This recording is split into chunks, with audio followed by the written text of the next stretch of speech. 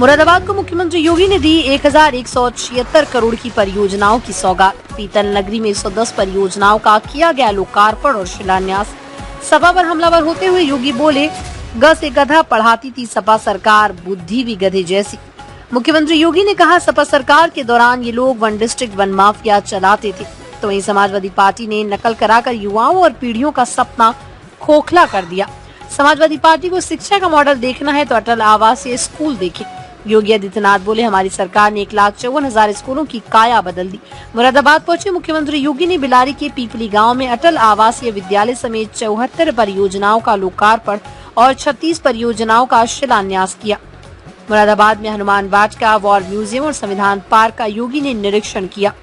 मुख्यमंत्री योगी आदित्यनाथ ने जिले की 1,172 करोड़ की 87 विकास परियोजनाओं का लोकार्पण एवं शिलान्यास करते हुए विकास का खाका तैयार किया।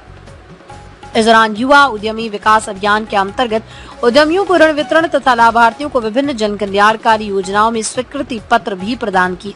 मुख्यमंत्री योगी ने कहा, प्रदेश में अब तक 18 अटल आवासीय विद्यालय खोले जा चुके हैं। इनमें 18,000 से ज्यादा मजदूर, अनाथों और वंचित तबके के बच्चों को निःशुल्क आवासीय शिक्षा दी जा रही है। अंत में योगी बोले, भारतीय जनता पार्टी ने बच्चों को संस्कारों के साथ जोड़कर ग से गणेश पढ़ाया, लेकिन समाजवादी पार्टी ने ग से गधा पढ़ाने का कार्य किया। आज पीटीए के नाम पर ये लोग न जाने क्या पढ़ा रहे हैं। आपको बता दें, सीएम योगी आज मुरादाबाद के बिलारी पहुंचे, जहां अटल आवासीय विद्यालय का उद्घाटन किया। उसके बाद सर्किट हाउस पहुंचे, तत्पश्चात नगर में ही कई स्थलों का निरीक्षण भी किया।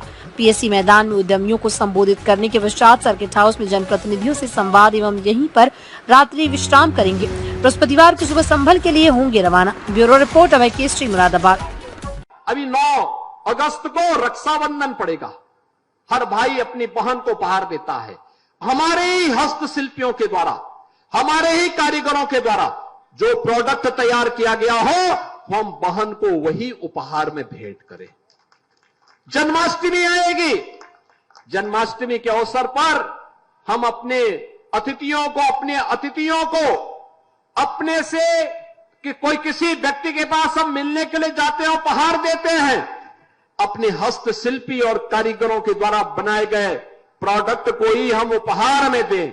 ये उपहार में आप देंगे, एक तो आपके प्रदेश के हर जनपद के प्रोडक्ट का प्रचार प्रसार होगा, दूसरा उसका जो मुनाफा आएगा वो हमारे हस्तशिल्पी और कारीगरों के पास जाएगा, और हस्तशिल्पी और कारीगरों के पास जो मुनाफा आएगा वह प्रदेश के युवाओं के रोजगार के लिए, प्रदेश के विकास में वो पैसा लगेगा।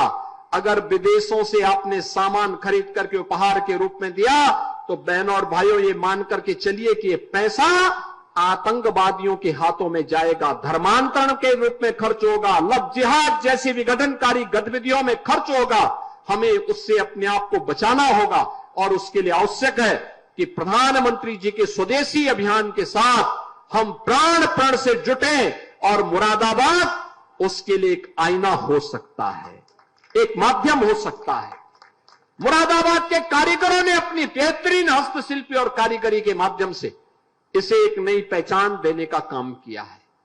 यहां पर जो हुनर है उसको एक मंच डबल इंजन की सरकार ने दिया है, और आज डबल इंजन की सरकार के द्वारा किए जाने वाले प्रयास का परिणाम है कि पूरे प्रदेश में एक्सपोर्ट की गतिविधियां तेजी के साथ बढ़ी है। लाखों युवाओं को कार्य का अवसर प्राप्त हुआ है। पीडीए के नाम पर इनको कितनी चिंता दिखाई दे रही है, कैसे जा रहे हैं, और पीडीए के नाम पर पढ़ा क्या रहे हैं, पीडीए के नाम पर क्या पढ़ा रहे हैं। यानी समाजवादी पार्टी की सरकार है, याद करिए, यह वही सरकार है जब इसकी सरकार के समय ग से गणेश पढ़ाया गया था। पहले की बीजेपी की सरकार में, सर्वदेव कल्याण सिंह जी की सरकार में, तो समाजवादी पार्टी ने कहा था ग से गणेश नहीं, ग से गधा होता है, और इन्होंने बच्चों को क्या पढ़ाना शुरू किया था। और आज भी अ का मतलब अनार से नहीं, अमरूद से नहीं, अ से क्या पढ़ाया जा रहा है, ये समाजवादी पार्टी का पुराना संस्कार है, जहां पर भारतीय जनता पार्टी बच्चों को संस्कारों के साथ जोड़ करके विघ्नहर्ता गौ से गणेश के नाम पर पढ़ाती थी, वहीं समाजवादी पार्टी ने गणपति की भी अवमानना करके इन्होंने गौ से गधा पढ़ाने का काम किया था। तो स्वाभाविक रूप से गधे जैसी बुद्धि भी उनकी हो गई है। और इसीलिए आज बच्चों की शिक्षा के उन्नयन के लिए जब प्रदेश के डबल इंजन की सरकार कार्य कर रही है, तो इस समय इनके लोग जाकर के राजनीतिक गतिविधियों का केंद्र विद्यालयों को बनाना चाहते हैं।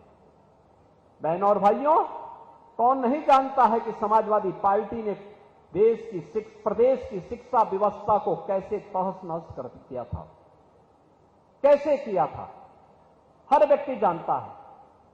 शिक्षा के स्तर को गिरा दिया था, शिक्षकों की भर्ती नहीं की थी, लगातार भाई भतीजेवाद के नाम पर प्रदेश के अंदर पूरी व्यवस्था को छिन्न भिन्न करने का काम किया था।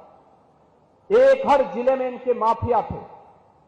वन जनपद एक माफिया, एक जनपद एक माफिया के नाम पर, वन डिस्ट्रिक्ट वन माफिया के नाम पर प्रदेश को दंगों की आग में झोंका था, अराजकता का तांडव हुआ था। उत्तर प्रदेश के नौजवानों के सामने पहचान का संकट खड़ा हुआ था।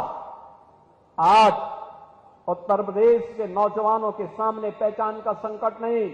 8 वर्ष पहले उत्तर प्रदेश का कोई नागरिक उत्तर प्रदेश के बाहर जाता था, पहचान के संकट का मोहताज होता था, लोग उत्तर प्रदेश के नाम से चिढ़ते थे।